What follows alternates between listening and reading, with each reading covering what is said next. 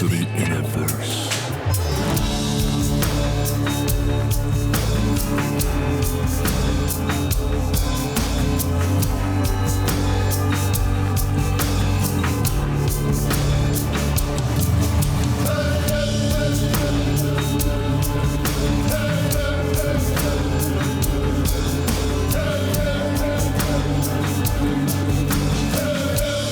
Fear is an illusion.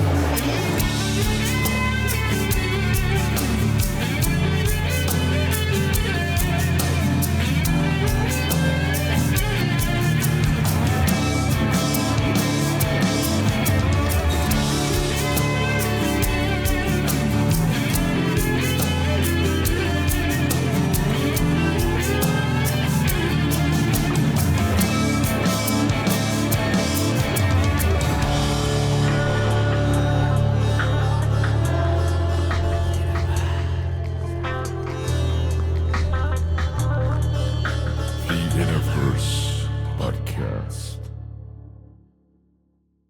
Welcome to the One Within All to the InnerVerse Podcast. I'm your host, Chance, and I'm grateful that you're all greeting the new year with me as we kick off the 9th and best year to come of InnerVerse.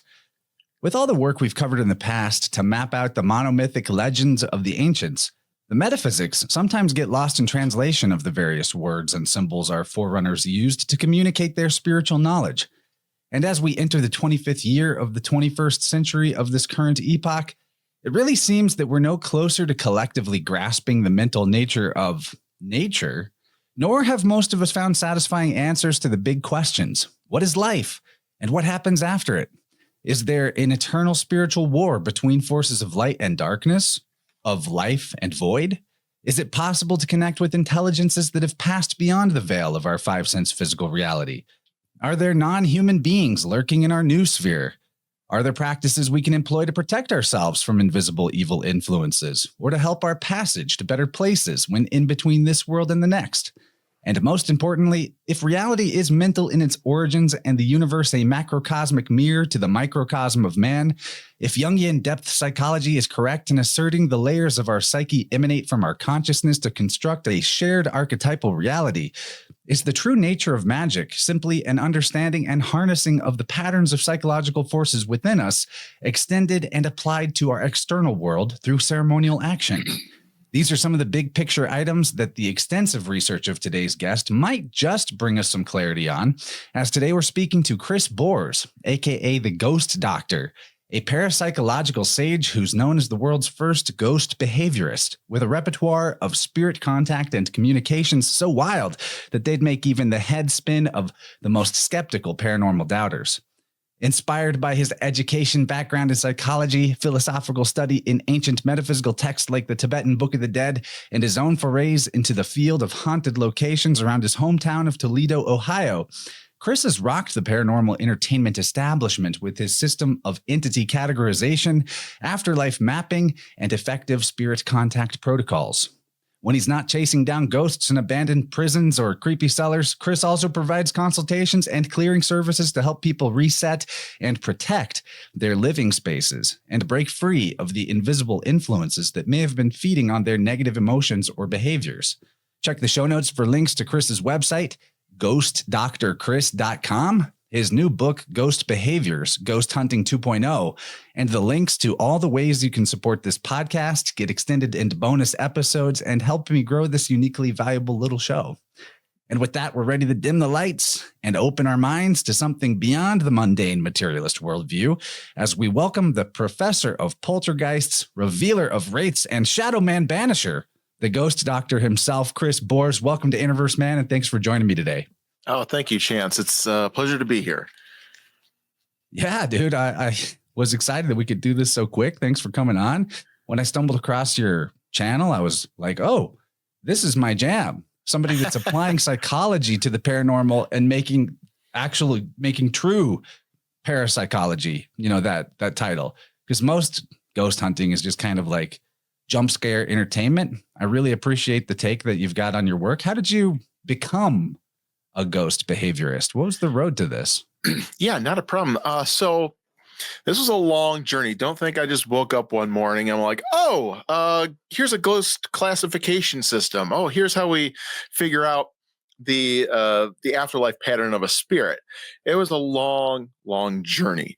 And I was a ghost tour guide for about 5 years before I really started putting things together.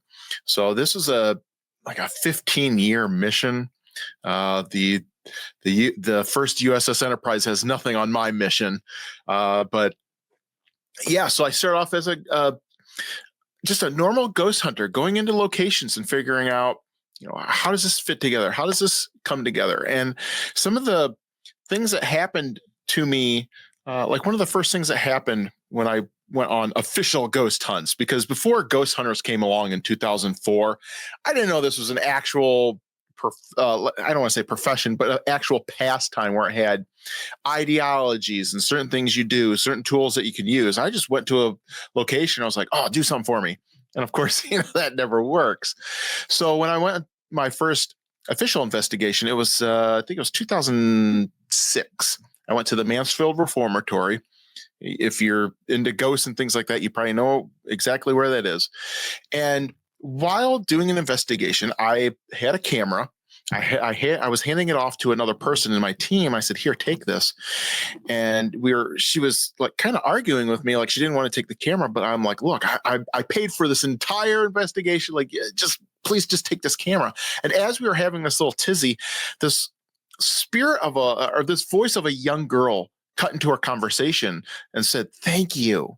And it was so crisp and clear to me. I know how microphones work. And in order for her to make that noise the way she did, she would have to be standing right next to where I was standing. But at the time, I didn't see anybody, hear anything, to feel anything. So I'm like, what?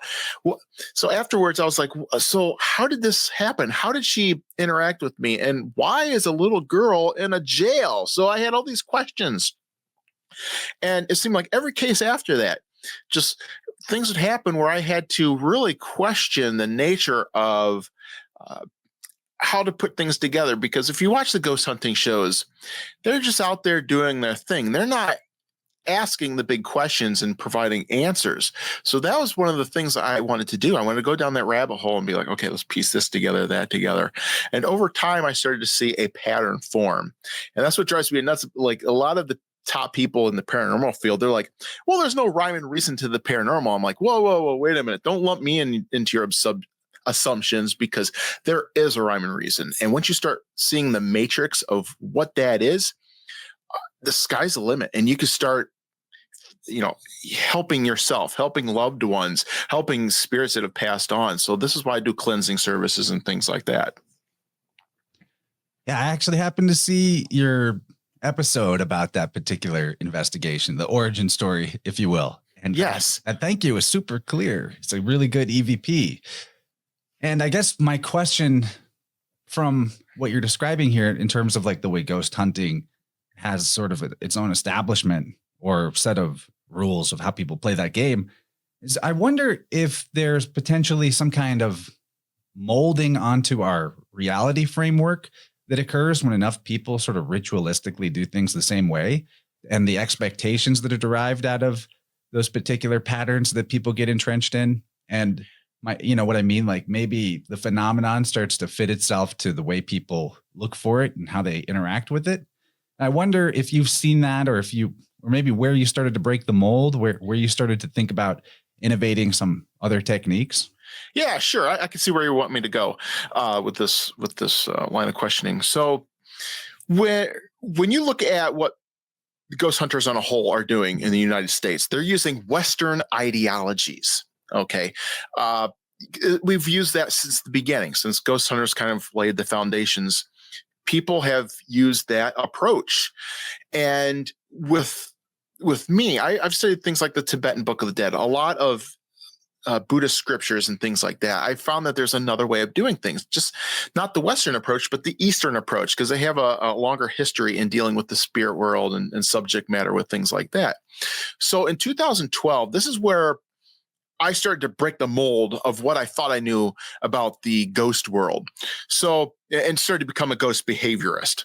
So the first investigation that I did was I went to the St. Augustine Lighthouse. Now, this place is notorious for shadow people and things like that. So I went there expecting to interact with shadow people, but that did not happen.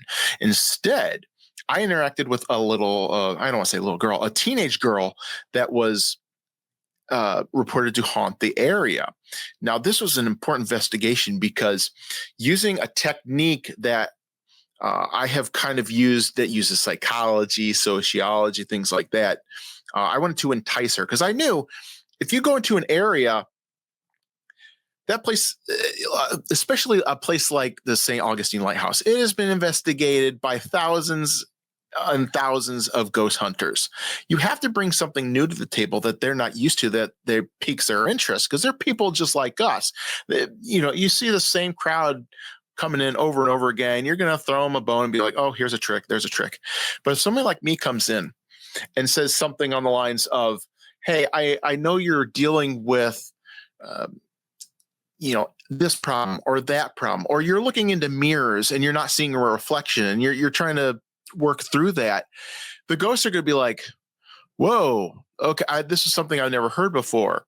I'm going to see what this is all about. You're going to pique their interest. So that's what I wanted to do. And by doing that, I was able to get, and this is going to sound ridiculous, but I ended up getting a 90-minute interaction with the spirit.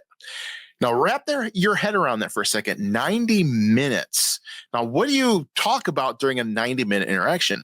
I was asking her things about the afterlife, how she's doing, and I was trying to get down to the nuts and bolts of, do you retain your memories? Do you still have emotions? Can you have new emotions after you die? Are you watching loved ones after you die? And I've confirmed a lot of these things that, yes, they do. They watch over us. They have new emotions. And so once that foundation was laid down, then I'm like, okay, well, there's a mental framework that has to be broken down here. So I ended up coming up with a classification list of 7 different spirit types just based on their mindset. And the one thing that really and to blow your guys' mind on what happened during this investigation that really broke the mold for me is I ended up talking to this little girl, this teenage girl, Eliza. Her name was Eliza. And I was asking her about the afterlife. And when I got to a certain question, she backed off from the conversation. She stopped touching our meters and stopped interacting with us. So I was like, okay, that's weird. So we had to coax her back into the room. When she came back into the room, she started spiking the meters and we were getting into a conversation again, only spiking in one. And we asked, of course. And then I got to another lull in the conversation where I asked her another question about the afterlife. And I was like, okay, well, what's going on here? So she left, had to bring her back in. I kind of figured out, I'm like, okay, I think I know what's going on here. So then I point blank asked her, I said, are there certain things about the afterlife I'm not allowed to ask you? She said, yes. I said, are there certain things about the afterlife we are not supposed to know? Yes. I'm like, will you get, I said, so are there rules to the afterlife you must follow? Yes. And that just blew my mind. So then we asked, will you get in trouble if you talk about these things? Yes. So, my head was spinning at that moment. I didn't know what else to say.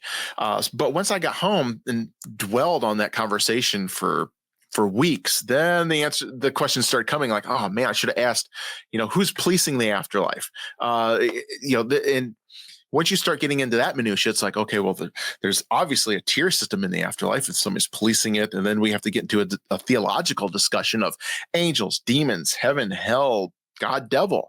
And it just opens the door for all the things that you've read about in the Bible, and all these other religions. So this leads down so many rabbit holes.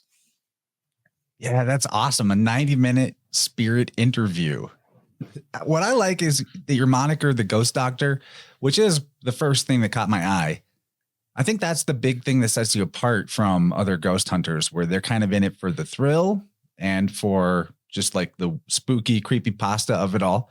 And I'm sure that doesn't apply to every spirit investigator. I don't want to paint everybody with that brush, but I'm somebody that does a type of energy work called biofield tuning. And it's a psychosomatic practice that helps people integrate trauma by rectifying the ways that it is affected their sense of personality, behavior, expectations about life, etc.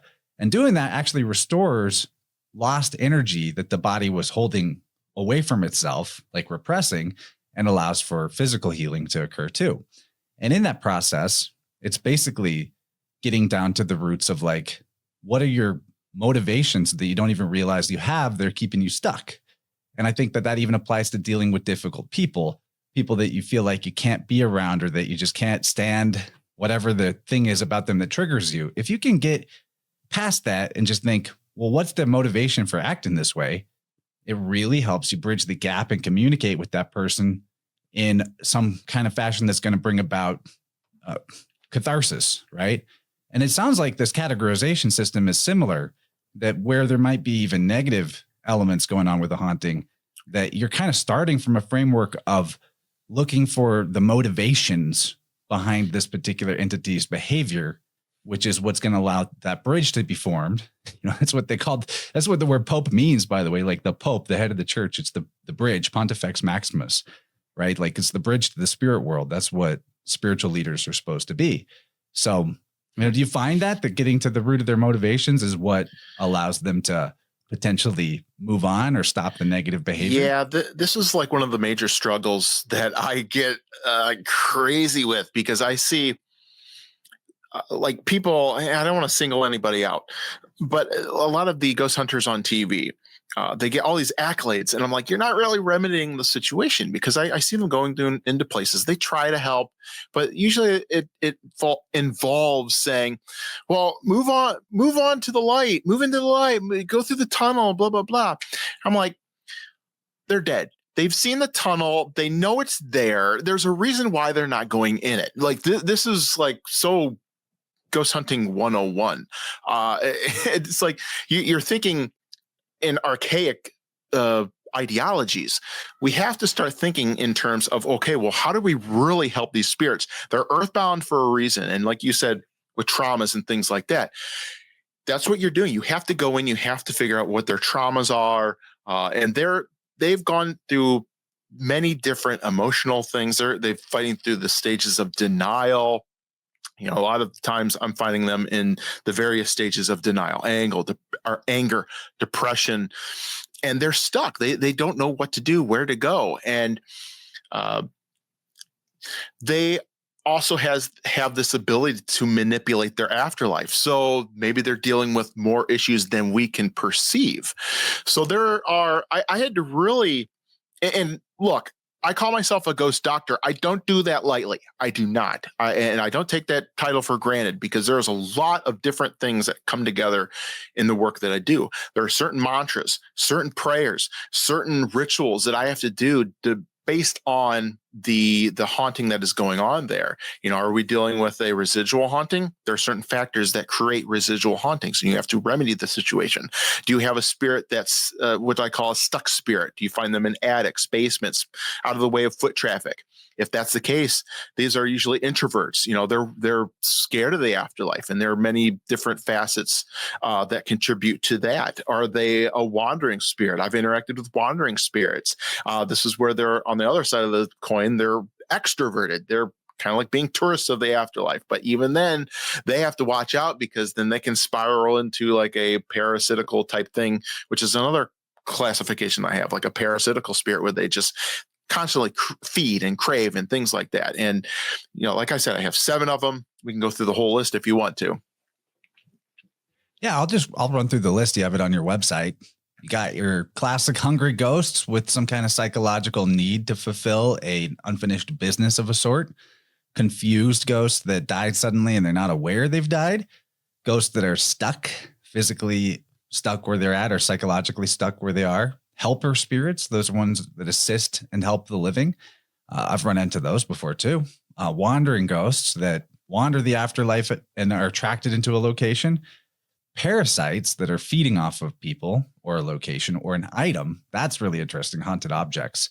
And then destructive ghosts that just have the need to destroy or cause harm or damage. So maybe that's the more poltergeisty ones, throwing chairs around the room or what have you. But that's a really good framework. It's interesting that it fits into the sort of mystical number of 7, and potentially could even map onto the 7 colors of our emotional chakra spectrum.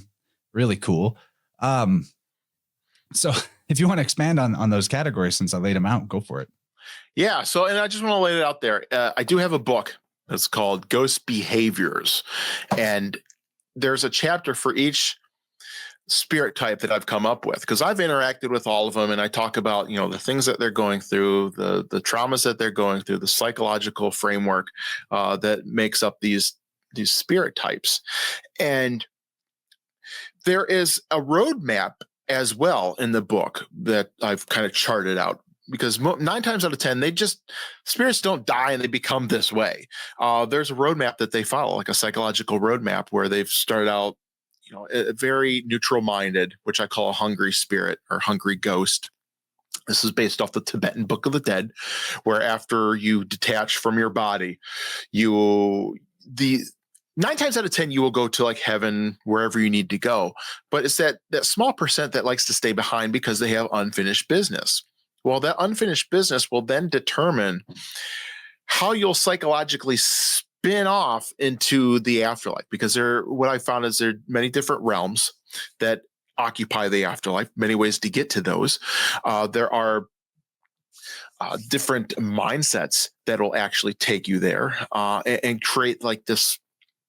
Some spirits will be taken and create a false reality around them, which then becomes a very destructive type scenario. Like there's sometimes you can walk into an area where you literally feel like, oh my God, something is nasty in this place. And that's because something with a negative mind state came in there, staked its claim in that area, and is starting to project all these negative mind state things outward.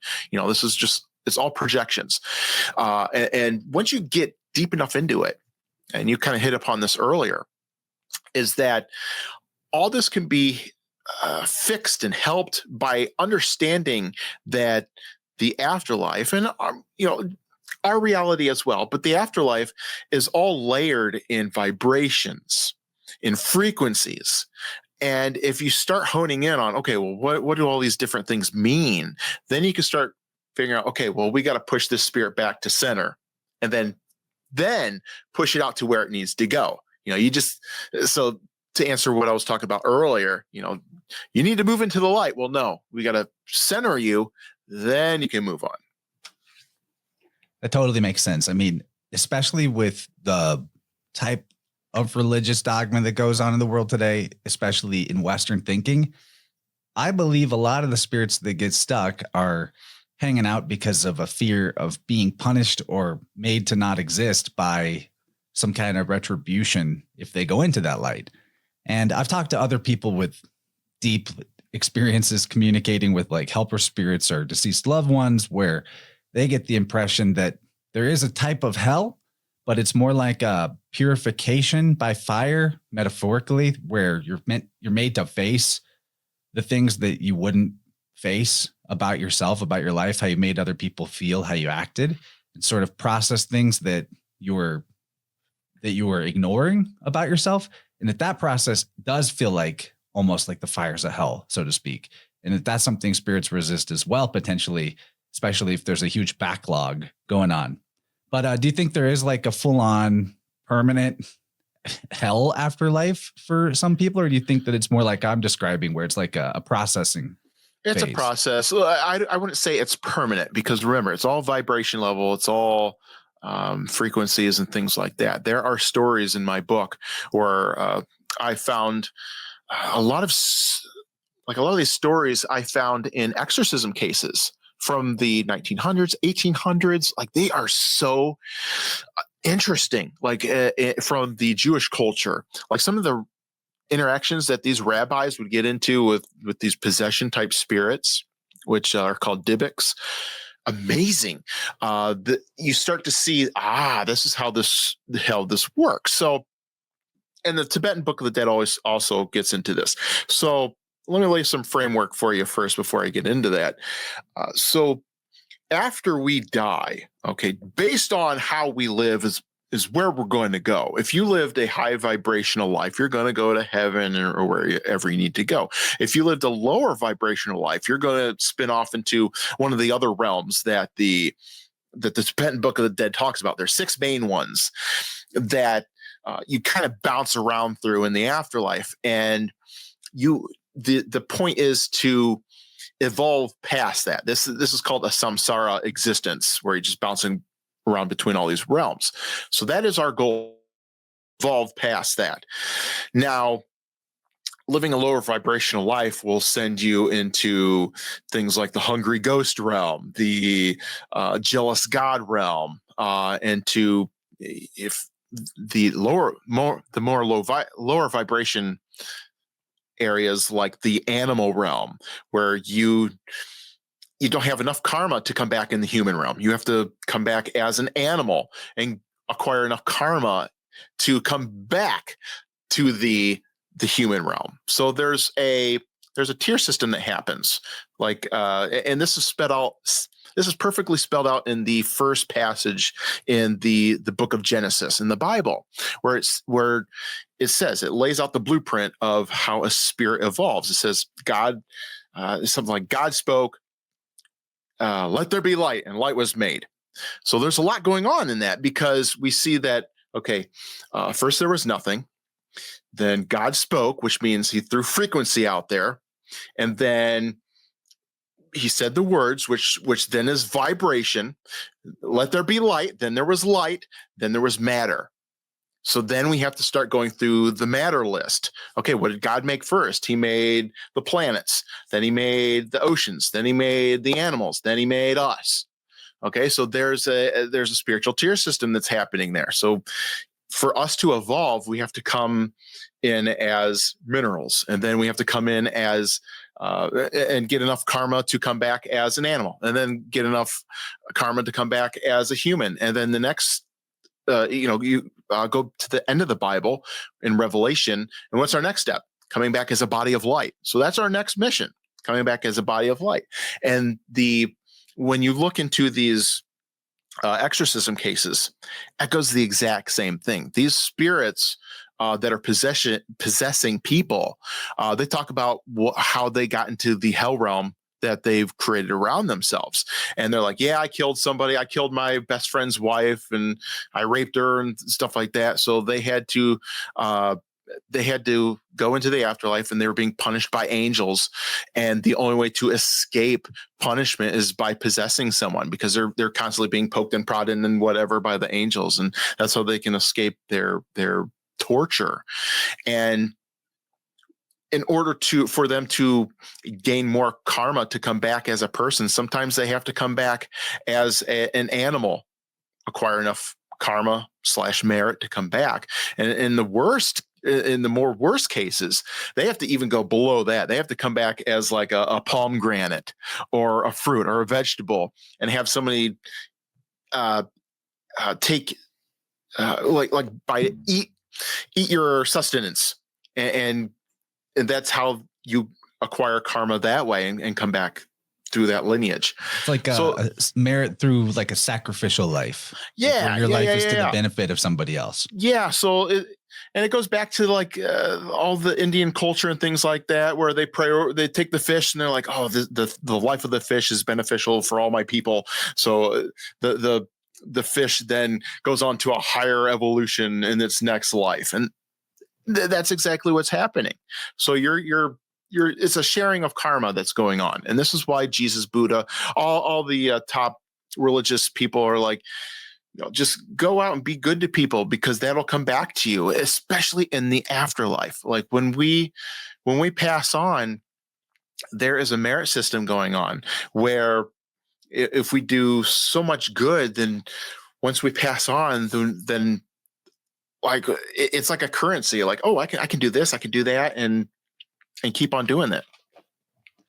That really throws for a loop the way that it was ingrained in my head when I was a kid, going to a Baptist church, where they're like, the only thing that really matters is saying the magic words to Jesus that you're saved. And then other than that, even if you continue to do terrible things, as long as you got saved, you're saved. And by works alone, a man is not saved, yada, yada. But really, this is completely opposite to what to me seems logical, that there is a type of scales that's balancing the relative good and evil that you do in your life. And it's like, who's judging that? Well, you don't even need some kind of external higher power to be that which is judging you upon those scales. Although there's many instances where they're described as scales, like the feather of Ma'at being weighed against your heart in the Egyptian mythos. Mm-hmm. But like you know, in every action that you take, whether or not you're choosing to be conscious of how it's affecting somebody else, you're there, like, you know. So there's no escaping the truth of how your behavior is influencing the world. You're there. And if the I am spark of consciousness is the primary aspect of our reality, and that we all share that root of I am existence, then there's really no escaping, you know, the truth of those karmic scales. Like, to me, that makes a lot of sense. And Good. yeah, I like where we're going with this. I wanted to ask, while we're at this part of the show, though, not that we're done with this part of the conversation, but I think it'd be fun to talk about some of the more wild manifestations that you've witnessed personally, maybe the range of ways in which hauntings can occur, possibly stuff that people have experienced and didn't even put two and two together, that this might be a type of contact or even malevolent influence. Yeah. So I do house cleansings around the Toledo area. And one of the things that people don't realize is that, especially with sleep paralysis, and this is not commonly known, but sleep paralysis is the first stages of a dark entity trying to invade your living space. That is one of the side effects. It's like, if a snake bites you, with venom, there's going to be repercussions for that. Same thing with sleep paralysis. When these spirits invade your living space, the first thing they want to do is feed off you. Okay. All these entities, they feed. They're parasitical in nature. They've spun out of control. They want to feed on you. You're a snack. And the best time for them to feed on you is when you're sleeping, because, hey, guess what? That's the least likely time you are going to fight back against their attack. So yeah, they're going to come at you in your sleeping state. And I have found, if you can effectively cleanse your living space and just bless it every once in a while, you can keep things like sleep paralysis at bay. You can keep things like chronic nightmares, because I suffered through that. My father, growing up with my childhood, he was an alcoholic, and that brings in a lot of negative things and things that piggyback off those negative emotions and craving emotions and things like that.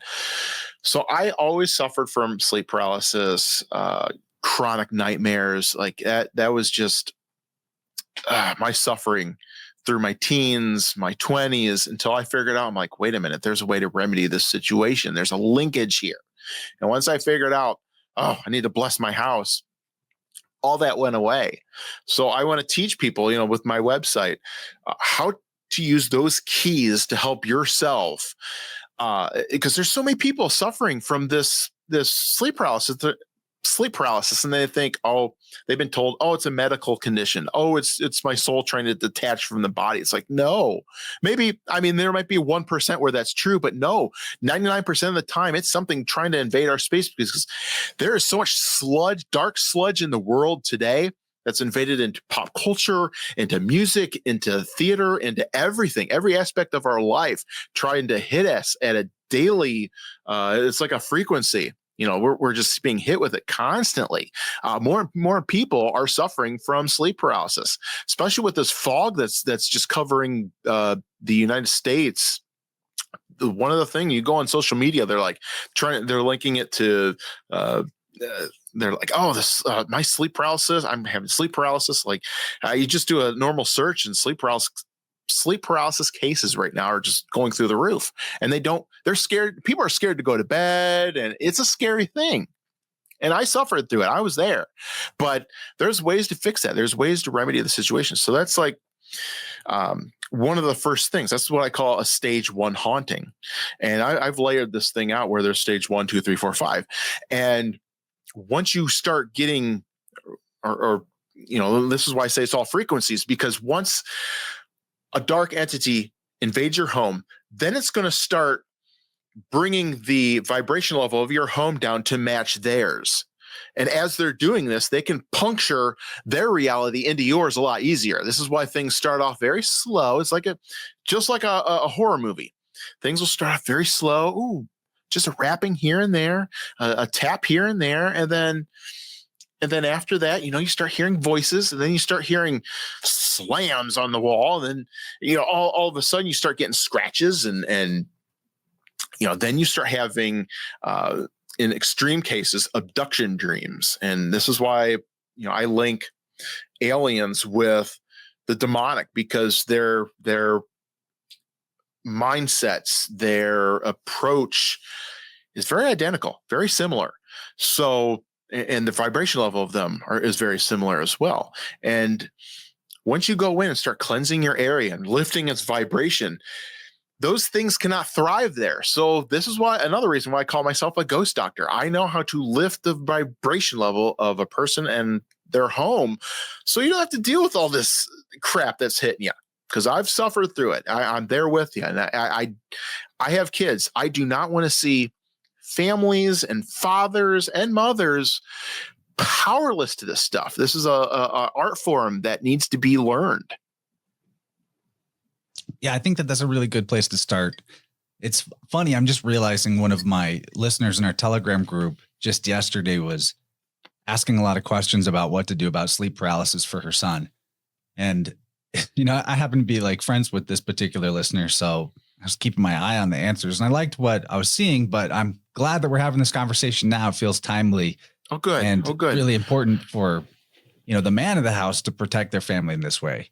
And it's definitely not something that you get taught in school, that there's actually a frequency environment that you have command over in your home, but that not only is it buffeted by constant dissonant frequencies of your refrigerator humming and a weird creak in your furnace fan and all the other types of bad energies that you're just constantly having to filter out to stay in a level of relatively normal focus. But then there's these spiritual influences that come through too, through the radio, through the internet, through other people, through potentially loved ones that have passed on. And I guess, like, to just tag back to the opening of that question that was two pronged, can we talk more about some of the more extreme manifestations that can come about after we've crossed the threshold from sleep paralysis and the entity has punctured your living space with its reality? Yeah, certainly. And let me just add to what you're talking about, like, to debunk some of this stuff. Since I cleanse houses, there are times where I have mothers at their wits' end, and they just start telling me, I'm like, okay, what's going on in your house? And they just break down into tears, and they're like, I don't know what else to do. I'm just, they are at the end of their rope. And look, this is just not the radiator making noises and whatnot. They've tried everything. They've exhausted everything they know in their wheelhouse to try to remedy the situation. It's not working. So, people like me have to come in and figure this stuff out. And being someone that cleanses houses, I am a huge target because these entities get very mad at the work that I do. Like when I do these podcasts and things like that, I've got to be very careful the night before and cleanse my house and make sure they can't get in. Cause I've had the sewage back up in my house a day before I was supposed to do podcasts, which gets nasty. I've had computers break, phone lines go crazy. You name it, it's happened. So I have to be very careful, especially I'm surprised nothing happened leading up to this interview, but well, I took care of my side. I'm sure you took care of your side. Yes. So we call it around here, we call it a taco when you're about to get into some deep knowledge and truth. And then some crazy thing comes out of left field and totally derails the energy. And you're like, what were we talking about? That's a taco. And, okay. Yeah. We're a taco free zone while we're talking today. Thankfully. Oh, good. Yeah. So, since I'm a magnet or since I do this work, I'm a magnet for this stuff. And I've had I've woken up in the middle of the night. I've seen cloaked figures just rush towards the bed. And I'm like, oh my gosh. I've had, and I got to be careful too, because I have daughters. And one is she's 2 years old now. But when she was younger, a lot younger, we would have stuff like slink around the bed and wake her up in the middle of the night. And it's like, oh my gosh, because that's the last person in your household you want to be. The main target is your child. But, and let me just tell you, to be a ghost behaviorist, ghost doctor, whatever, this is a calling. It's not for everybody. I don't do this just for the heck of it, because it's I'm There's doing easier and safer ways to make a living. Yeah, absolutely. And the amount of suppression too that I have to put up with other ghost hunters because of jealousy and all that other stuff is just a whole battle in and of itself. It's a whole other discussion. But yeah, once the chain of events starts happening where the vibration level of the house is out of control, I will go into a house and you could just feel the tension. You could just cut it with a knife. It is so thick. Sometimes I'll walk into a house and I can literally feel something just pushing me, like, get out. You're not welcome here. I don't want you here, blah, blah, blah. And I mean, they can see me coming a mile away and they do not like it when I walk into an area. But yeah, it's just like weird smells, knocks, tappings. There was an episode that I put together. You can see it online. It's I can't remember which episode it is, like episode 16, I think, in the Ghost Doctor series that I do, where I was in this area.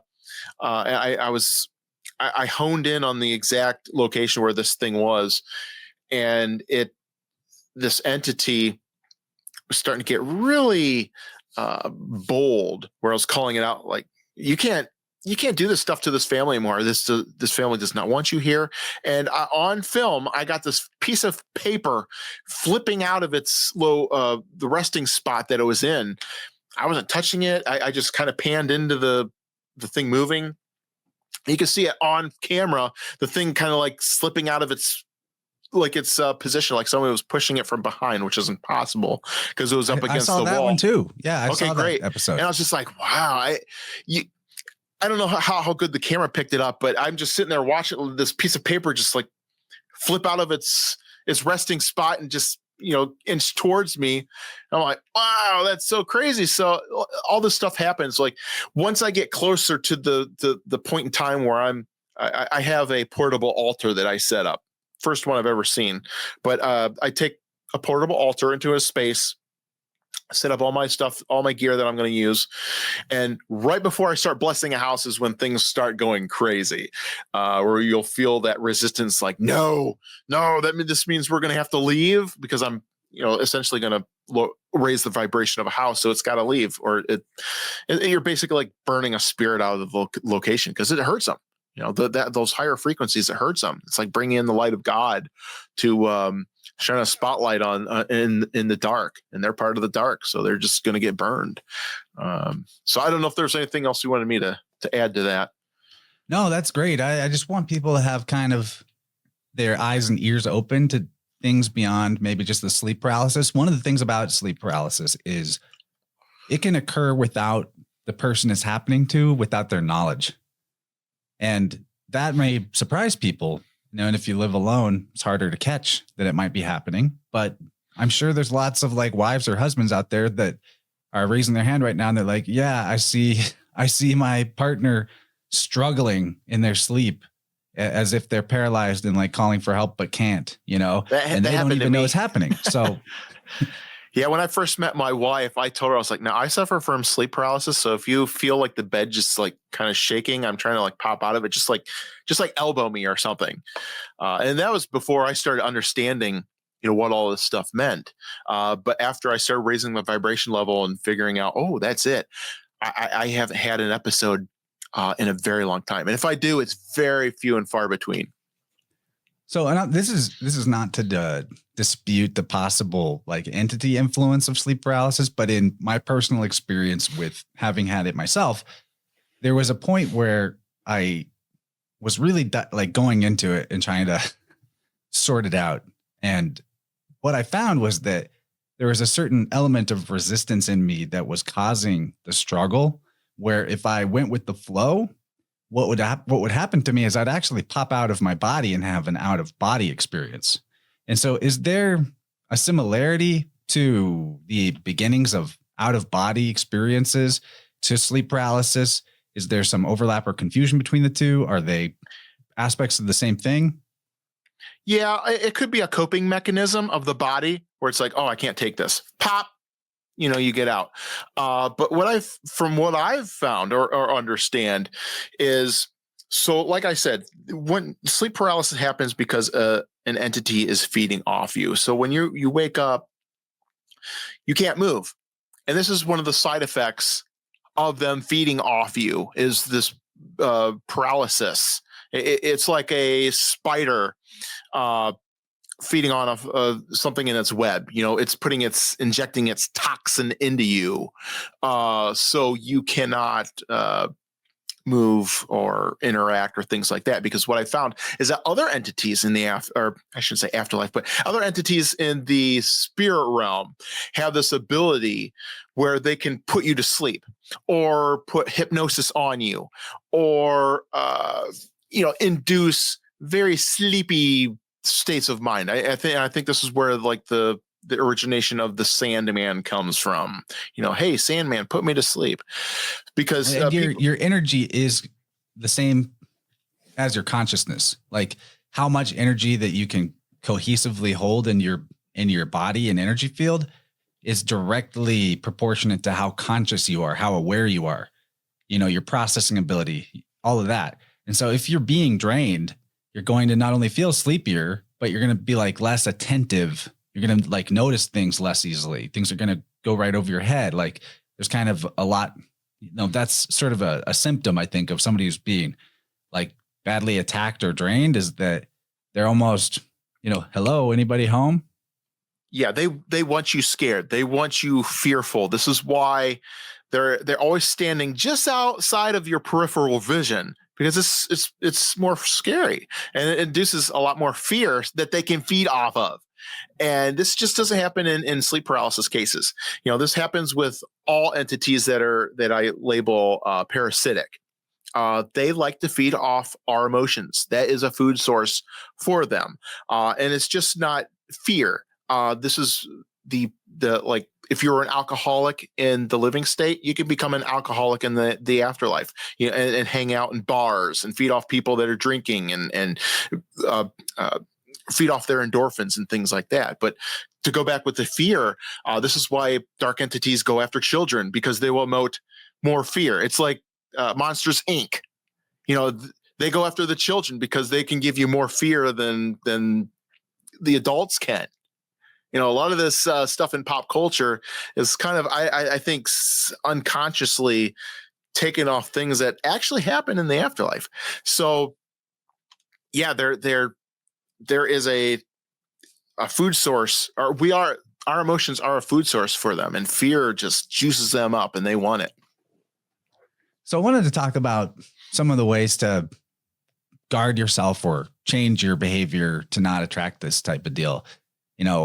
I think some of it is pretty obvious, the types of behaviors that someone might have that would be attractive to a parasitic or hungry entity. But, maybe you can expand on this. One way, in my opinion, that somebody could make a linkage between what it is that might be feeding on them and what behavior it is that's attracting them is that when they go to do the behavior, maybe the room gets really cold, or the room's not cold, but all of a sudden they're shivering and cold. Like, are there any other, is that a clue? Are there any other clues like that someone could sort of put two and two together and help them break their pattern that something's going on? Yeah, cold is one attribute. But a lot of it has to do with mind states and the emotions that you're emoting. I found that women particularly, this is why they're more of a target than men, is because they're more emotional. They emote more, especially if they're going through divorce, loss of a loved one, even children that are going through puberty. I find that teenage girls, like they're like family homes will have more activity in them when they have a child, when their daughter is going through puberty. And then after puberty, everything just dies down. I can't tell you how many cases that I've had where that happens. But yeah, emotions are a big part of it, and it all links to vibration levels, and working through doing shadow work, trauma work, and because the thing is, when you're going through your day and the type of music that you're listening to, the type of energy that you're putting out, will come back to you, or you want to make sure that what you're putting out is also not something that can entice the parasitic spirits to come in and want to feed on it. So if I'm doing drugs or drinking, whatever, and I found that every vice that humans have has its own vibrational field that attracts things in. You got to be very careful what you're doing, because you could just bring stuff in whether you know it or not, and you have to. It's just like all these religious institutions say, they have the 10 commandments, which keeps your vibration level high. Don't kill, don't steal, don't, listen to your mom and dad, because it just, it butterflies effects into, all these lower vibrations. Same thing in Buddhism. They have the Eightfold Noble Path, just have morality and correct action, speech, and livelihood, and just live a good life. And you will bring in a lot of positive stuff as opposed to negative stuff. And so if you keep that stuff out of your life, you'll keep a lot of that stuff at bay. But the church going granny can also always bring in something that's going to latch on and be like, it could be a demon or something like, what, I'm going to test this person, so it's not always, rosy sugar, whatever. There's always things that out there that are going to test us, and that's the nature of our life, adversity, trying to overcome it. And maybe, God sends it our way because he wants us to learn a lesson. But, this is just the stuff that we have to work through. And like I said, vibration levels, it all goes back to vibrations and frequencies and things like that. If you can keep that up and keep those things that lower our vibration out of your life, it just makes for a better living condition. Well, I have a question about, okay, so you've given us a good framework of the type of vices, if you will, that are really attractive to these kind of parasitic influences. But what would you say to somebody that's maybe already got some of these things incorporated into their life? Because, as someone that does energy work for others, there's been occasional cases that I've run into where somebody's had a lifetime battle with some kind of substance abuse addiction. And I've even dealt with an entity that's attached to them that's related to the substance abuse addiction. And one thing I find with addict people is that in order to be in a state of addiction, there's usually some kind of corresponding externalization of blame. Like, I'm blaming my dad for why I'm messed up, or I'm blaming this or blaming that. So you might find the entity, remove the attachment, and then they still stay in the state of blame. Like, well, now I'm blaming that thing for having ruined my life up to this point, and I'm still in this low state, So my question is, in all that, how do we avoid the pitfall of blame whenever we're dealing with these possible influences that, do have a share of blame for how they've affected us, but taking responsibility back to ourselves personally for the truth of how that is the most empowering position to hold? And then secondly, what are the best places to start for somebody that's maybe already kind of in the pit and needs help getting out of there? Because once the patterns are set, it can be really hard for people to break out of them. Like, avoiding them to begin with, that's obviously the best. Prevention is worth an ounce of prevention worth a pound of cure. But where do they start? Yeah, and if I don't answer your question fully, just keep asking me, because you're asking questions that take a lot longer for me to answer than just to sound bite it out. Which, yeah, let's do it. So, and there's just so many different rabbit holes and facets to getting yourself out, because it's a long road. It's a rough road, especially if you're dealing with addiction and just all these things that come at us throughout our existence. the best thing to do, I guess, is to turn to, like what I do is turn to prayers and mantras that will instill light into your life. Like the Golden Lotus prayer, which is Om Mani Padme Hum. This is something that I do a lot. And because it brings such a, and you got to keep doing it over and over. It's just not, you just can't throw it out there and be like, okay, one and done.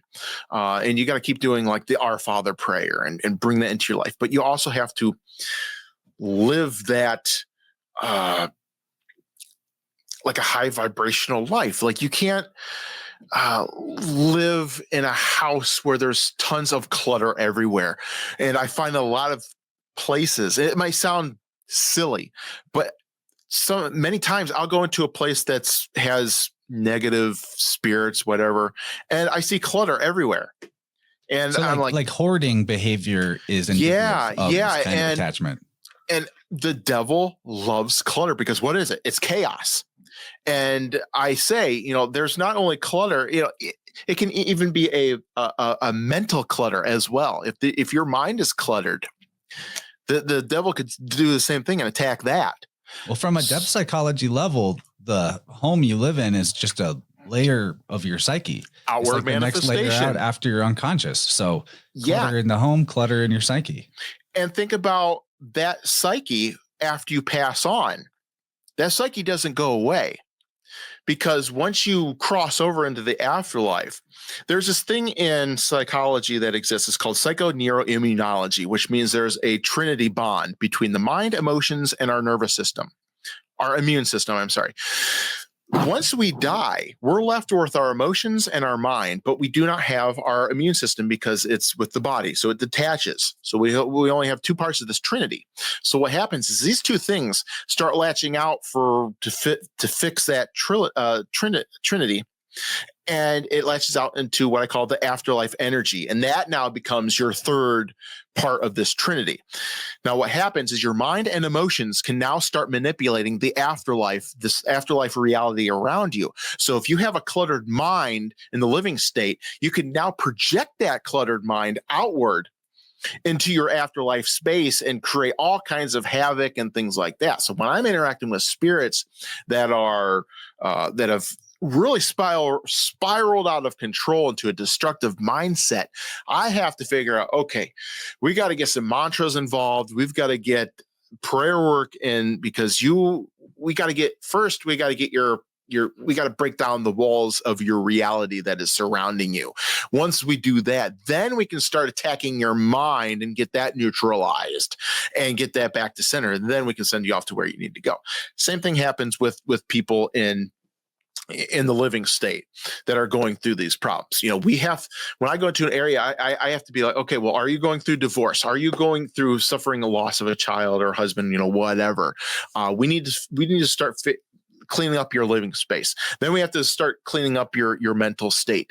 And then we can start cleaning up, okay, we got to get you off, this vice or, whatever it may be, and try to get you back onto the path of the straight and narrow. And many times that's hard, and a lot of times that it requires us to look inward and figure out, okay, well, what childhood traumas are you dealing with? A lot of those people, I don't know if you've seen the show 600-Pound Life and those hoarding shows and things like that. I know of it. Many times when they go to a psychologist, they'll be like, oh yeah, I was raped as a kid, or I had this childlike thing happen that just evolved my entire adulthood. And let me tell you, I've had things that I have had to work through too, just to better myself, especially with video games. Like I had a video game addiction for a while in my teenage years because that was how I coped with certain things in my life. And I had to look inward and be like, okay, why am I doing this? How do I break this cycle? Because we're, especially today, we're being hit with fear. We're being hit with materialism. We're being hit with addictions and all these cycles that need to be broken. Because in the afterlife, these can compound with that mindset that I was just talking about. And this is why I say we're on the verge of a paranormal pandemic, because we as humans are not equipped with dealing with all the things that are being shoved down our throats, whether it be pandemics, fear tactics, even the porn and all the salacious, second guessing of, oh, am I a racist? Can I say this? Can I not say this?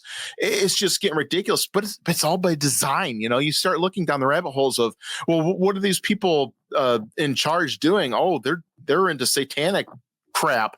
And this is exactly what they want. They're getting exactly what they want. And you pull back the veil a little bit more. It's like, oh yeah, well, what are the spirits that are being wrapped around those people and their circles? And it's just, again, it's a dog eat dog thing that's going on, where you have to bring in destructive spirits feeding off of people, feeding off of parasites. And it's just this vicious cycle that we have to break.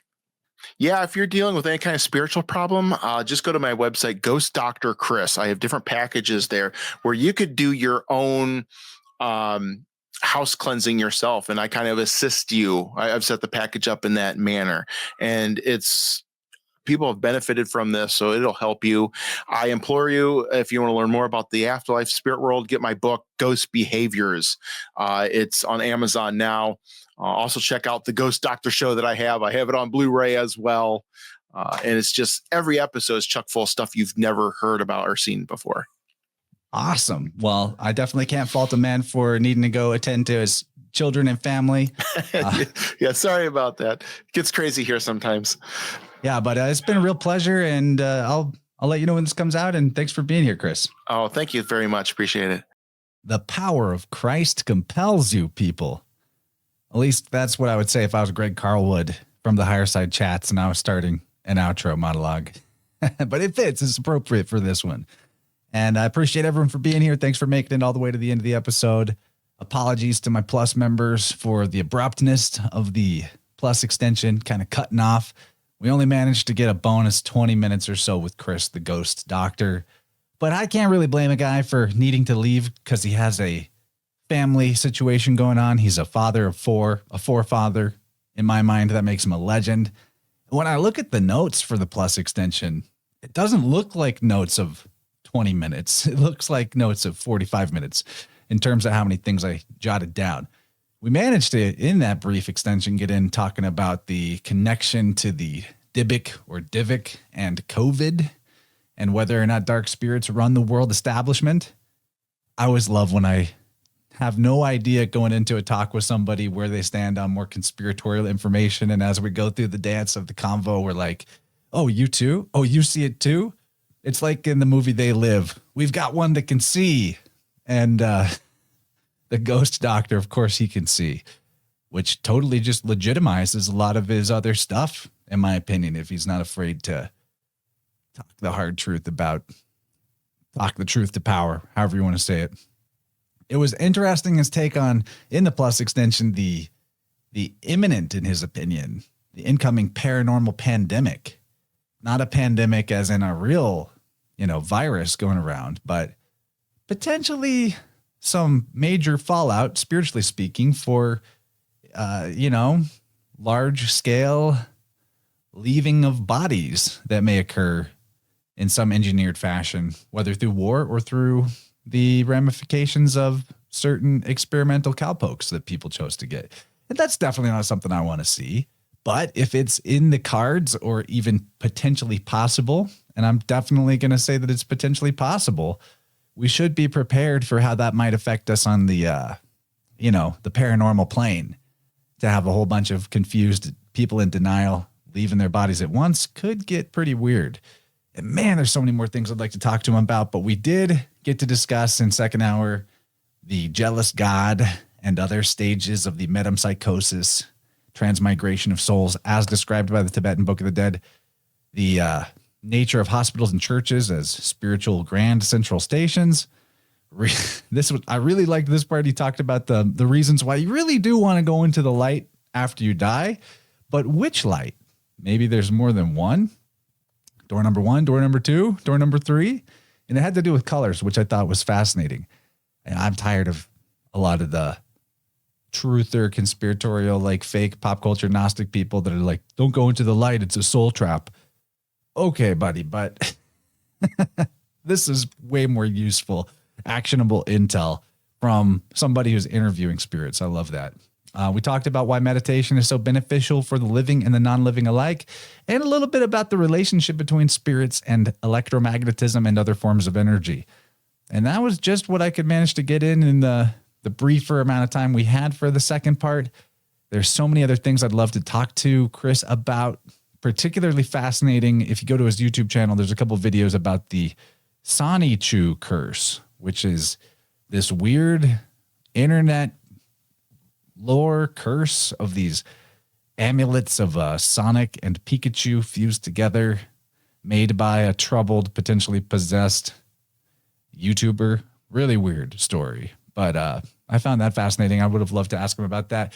You know, I actually have quite a few things on the list that we didn't get to. So if you guys are into it, I'll invite him on for a Vibrant and we can get some audience Q&A. I can ask some questions that I didn't get a chance to talk to him about from my notes. I'd like to have his book. The reason I didn't read it, making an excuse, is from the point where I found him and asked him to come on to when he scheduled was like 2 days. And his book doesn't have an ebook version. So I wasn't able to ship it here in time. But hopefully he had fun and we can do it again.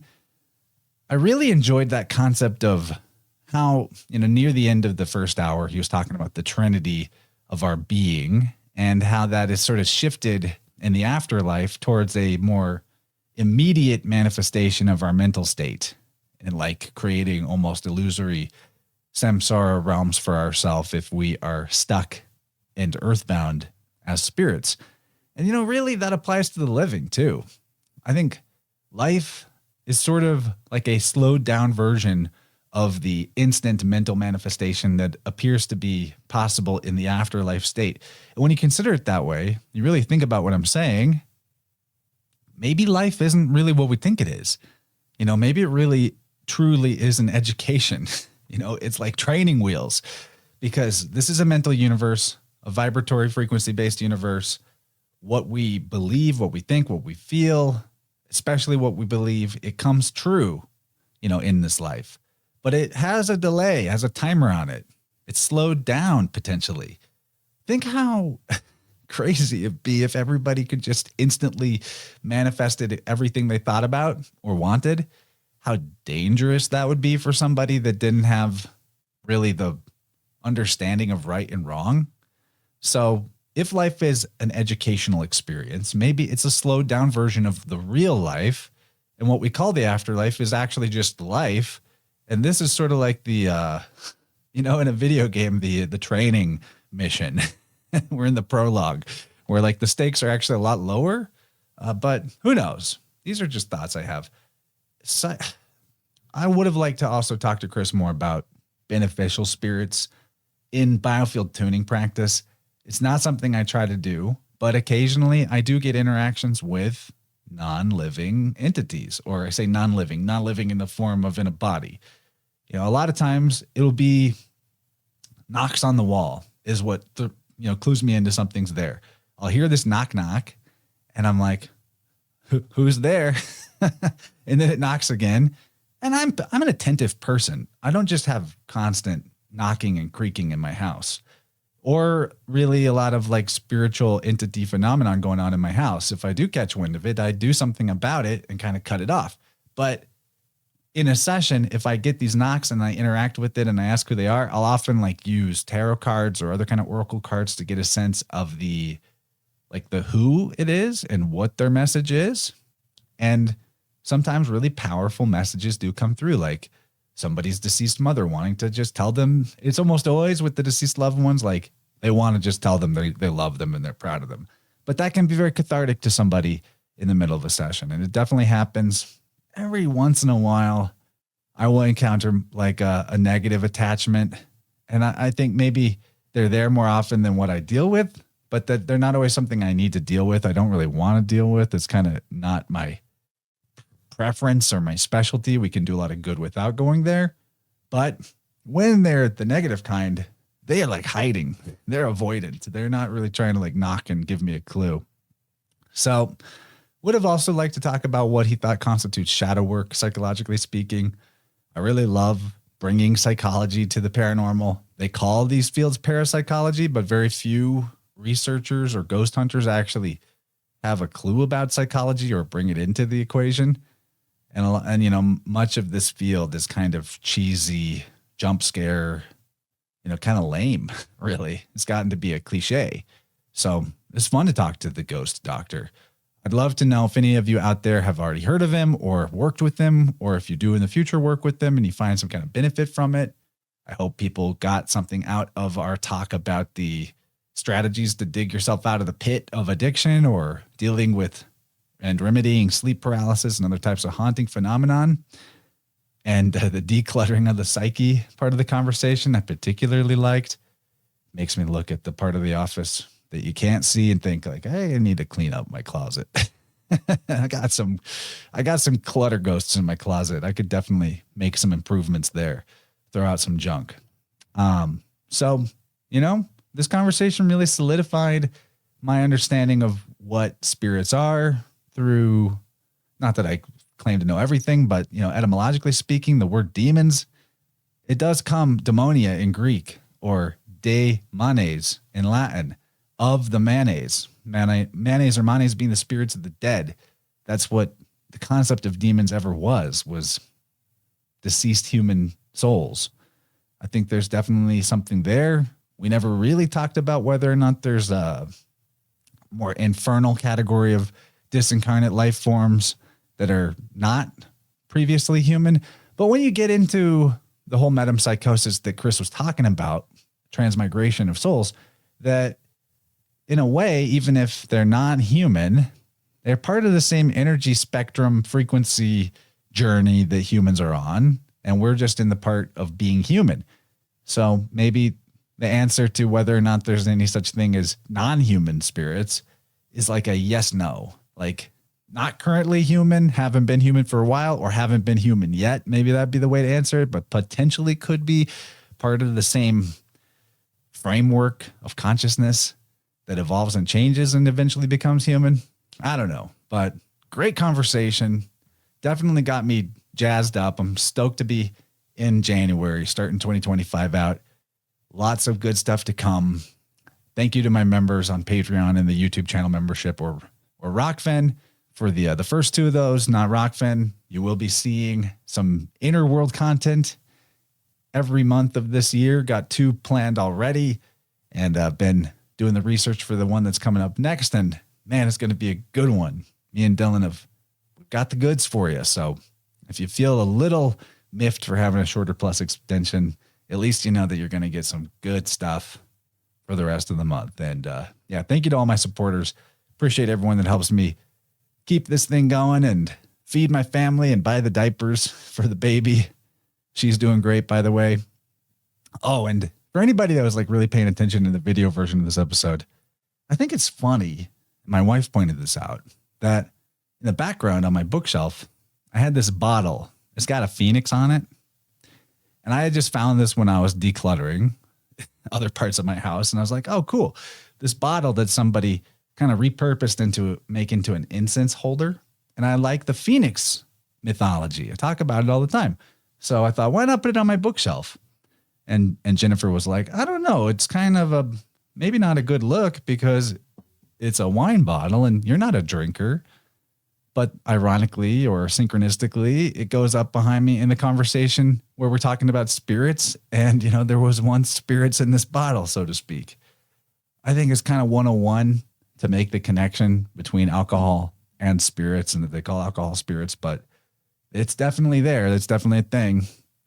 So if you guys want to get on my tuning schedule, you know what to do. Chance at InnerVersePodcast.com or InnerVersePodcast.com/sound-healing. Get some biofield toning, or just check out that page for more information about how your energy field works, how your physical body and your psychological emotional state interact with each other for your good or ill, and do yourself some good by learning more about those connections. Or yeah, get with me and get a technician through your aura. Love y'all. Thanks for being here, and catch you on the next one. Really excited to be back into the swing of things after a long break, and take care out there.